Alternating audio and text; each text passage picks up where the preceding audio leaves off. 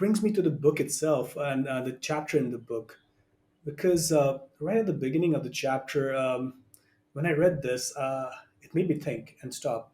At the root of environmental issues is the confused relationship between humankind and the rest of creation. And it goes on to say, and the key to understanding this is the fundamental relationship, the relationship of God to his creation. And when I read this, usually when we think about God and about thoughts about him and his relationship to the world, we are thinking theological, abstracted thoughts. And yet, this seems to suggest there's this very fundamental connect between the abstract theological thought and uh, ecological issues, which are a very tangible thing. Um, from your perspective, as you worked in different projects, and you mentioned the greenhouse project and other projects that acts engages in, do you find that theology matters? And if so, how does it matter? Interesting. Let me think through this. Now, typically, most people will say, I'm not a theologian, I'm not a philosopher, I'm not an academics kind of guy. And and I myself will say that.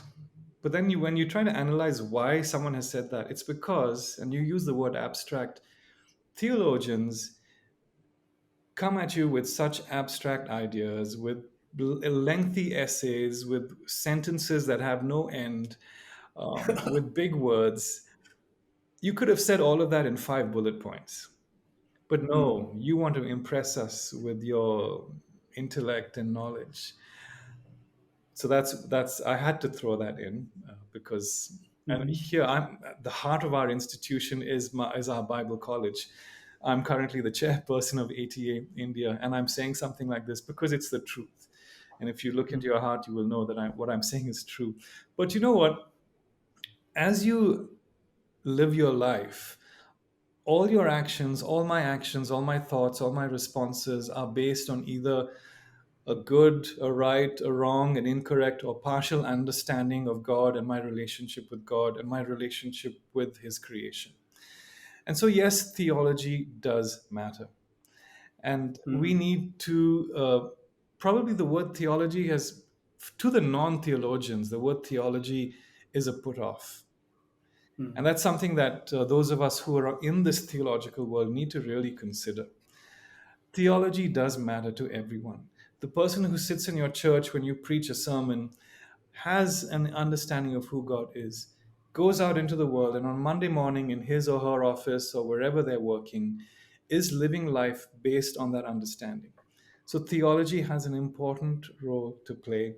So I'm not sure if I've gone off topic, but in response to the question that you've asked me, yes, uh, theology does matter and it does have an influence. We just need to make sure that as theological institutions, as leaders, as preachers, as pastors, we are presenting the whole gospel to our Hmm. churches. No, that is really helpful because, and many of our people in our audiences will be seminary students.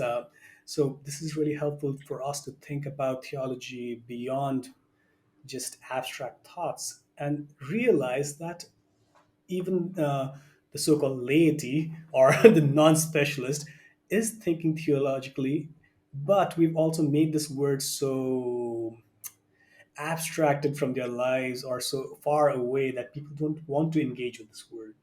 So that is helpful and a great encouragement for us. So connected to that and making it more specific, I won't go into the quotes, but the chapter also seems to suggest that the very person of Jesus, or to use an abstracted theological term, the Christological significance of it, uh, is real and matters to ecology, climate change, all these things that we talk about. And let's just put it very simply.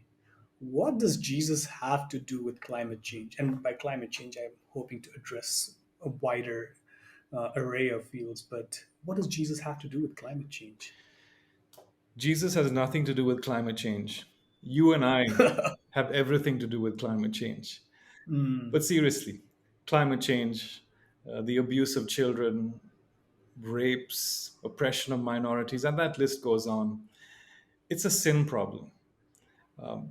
It's mm, These are symptoms of the sin problem. Jesus came to fix the root. Jesus came for the whole world. He didn't just come to say, "Hey, your climate's looking off. I need to come and fix it." We live in a broken world. We live in a fallen world, and so we're just looking at the symptoms. Jesus was, and if you look at his life, even if you read his life as a story, he was a simple man. He was interested in the whole person.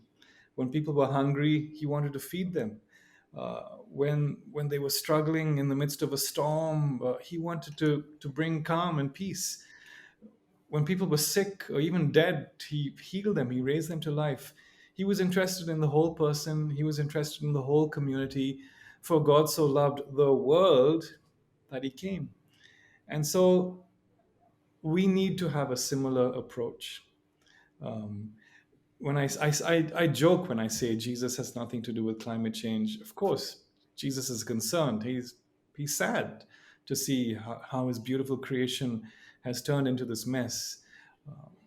But he knew that that behind all of that, there was something deeper that had to be fixed, and that's what he came to fix.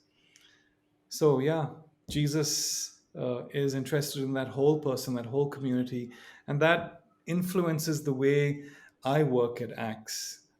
We did away with environmental projects. We did away with ecological projects that were standalone because it was only the project team that was concerned, or probably only concerned because that was their job.